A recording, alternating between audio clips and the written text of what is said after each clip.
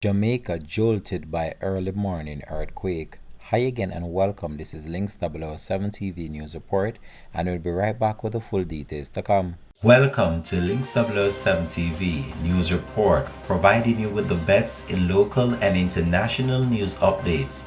This is a place where you can get the most reliable and informative news information. Links 007 TV News Report. Welcome back and thanks for joining us. This is Links 007 TV News Report. The earthquake unit at the University of the West Indies is reporting that a light earthquake was felt in Jamaica at 3:20 a.m. on Tuesday, August the 20th. The epicenter of the earthquake, according to the earthquake unit, was approximately 20 kilometers north of Port Antonio, Portland. The preliminary magnitude of the earthquake was estimated to be 4.5. The earthquake was reportedly felt in the parishes of Portland, St. Thomas and Kingston and St. Andrew.